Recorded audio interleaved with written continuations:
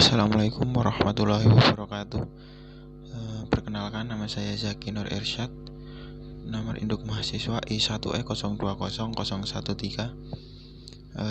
Di dalam video ini saya akan menjelaskan sebuah materi, yaitu pendidikan dan stratifikasi sosial, yang dengan tema peran mahasiswa dalam pendidikan di tengah pandemi COVID-19 dan solusi terhadap ancaman penurunan tingkat kesejahteraan masyarakat.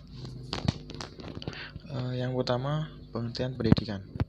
Pendidikan adalah suatu lembaga yang bertujuan untuk mengembangkan potensi setiap peserta didiknya, sehingga bisa dikatakan bahwa melalui pendidikan, seseorang bisa memperlihatkan dan mengembangkan kemampuannya yang kemudian akan diterapkan dalam kehidupan sehari-hari di masyarakat. Berikutnya, pengertian stratifikasi sosial.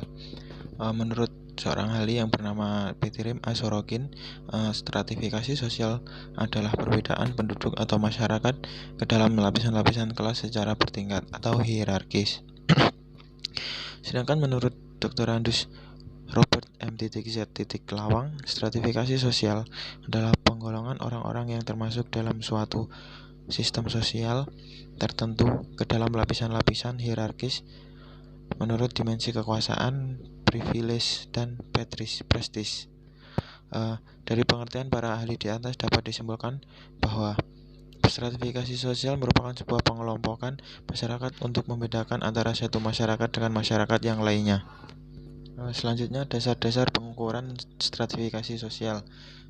Dasar-dasar pengukuran tersebut ada 4, yaitu kekayaan, kekuasaan, kehormatan, dan ilmu pengetahuan.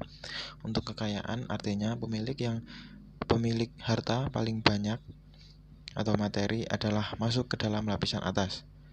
Begitu juga sebaliknya. Lalu kekuasaan, pemilik kekuasaan atau wewenang terbesar dalam masyarakat masuk ke dalam lapisan atas. Pengukuran kekayaan dan pengukuran kekuasaan ini adalah hal yang berkesinambungan, karena biasanya orang-orang yang memiliki kekayaan atau materi banyak itu akan mudah mendapatkan sebuah kekuasaan, atau sebaliknya bagi orang-orang yang berkuasa biasanya memiliki harta atau kekayaan yang cukup banyak. Lalu yang ketiga, kehormatan. Artinya orang yang paling disegani atau dihormati dalam suatu masyarakat masuk ke dalam lapisan atas. Hal ini terlepas dari pengukuran kekayaan dan kekuasaan. Lalu ilmu pengetahuan. Dalam masyarakat yang menghargai ilmu pengetahuan atau orang dengan ilmu pengetahuannya paling tinggi atau paling banyak masuk ke dalam lapisan atas. Selanjutnya, jenis-jenis stratifikasi sosial. Ada 2, yaitu stratifikasi sosial tertutup dan stratifikasi sosial terbuka. Pengertian stratifikasi sosial tertutup adalah stratifikasi di mana tiap-tiap anggota masyarakat tersebut tidak dapat pindah ke strata atau tingkatan sosial yang lebih tinggi atau lebih rendah. Contoh stratifikasi sosial tertutup yaitu sistem kasta di India atau Bali, serta di Jawa ada golongan darah biru dan golongan rakyat biasa. Tidak mungkin seorang keturunan rakyat biasa dapat menjadi keturunan ningrat atau bangsawan darah biru. Selanjutnya, stratifikasi sosial terbuka adalah sistem stratifikasi di mana setiap anggota masyarakatnya dapat berpindah-pindah dari satu strata atau tingkatan yang satu ke tingkatan yang lain. Misalnya seperti tingkatan pendidikan, kekayaan, jabatan, atau kekuasaan, dan sebagainya. Seseorang yang tadinya miskin, bodoh bisa merubah penampilan serta strata sosialnya menjadi lebih tinggi karena berupaya sekuat tenaga untuk mengubah dirinya menjadi lebih baik dengan bersekolah, kuliah, kursus, dan menguasai banyak keterampilan, sehingga dia mendapatkan pekerjaan tingkat tinggi dengan bayaran atau penghasilan yang tinggi. Lalu hubungan pendidikan dan stratifikasi sosial. Ukuran ilmu pengetahuan sering dipakai oleh anggota-anggota masyarakat yang menghargai ilmu pengetahuan. Seseorang yang paling menguasai ilmu pengetahuan akan menempati lapisan tinggi dalam sistem lapisan sosial masyarakat yang bersangkutan. Penguasaan ilmu pengetahuan ini biasanya terdapat dalam gelar-gelar akademik atau kesarjanaan atau profesi yang disandang oleh seseorang, misalnya dokter, insinyur, doktorandus, dokter maupun gelar profesional seperti profesor.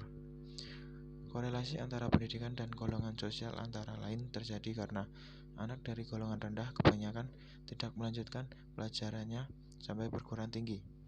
Sementara orang yang termasuk golongan atas berpartisipasi agar anaknya menyelesaikan pendidikan sampai perguruan tinggi. Dalam pelaksanaan pendidikan, semua peserta didik harus disamaratakan tanpa membedakannya baik dari kelas sosial, agama, dan lain-lainnya.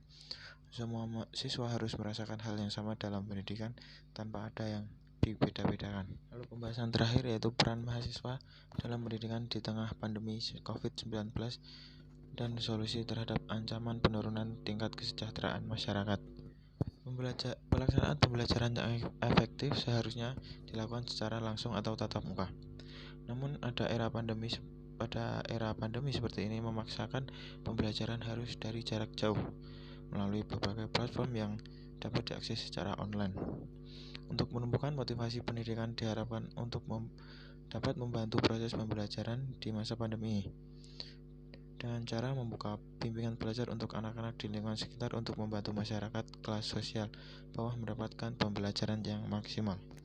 Dengan adanya mahasiswa yang membantu proses belajar mengajar ini akan sangat mensejahterakan dan membantu meringankan beban masyarakat, yang dimana dalam pembelajaran secara daring, anak-anak harus mendapatkan perhatian lebih dari orang tua.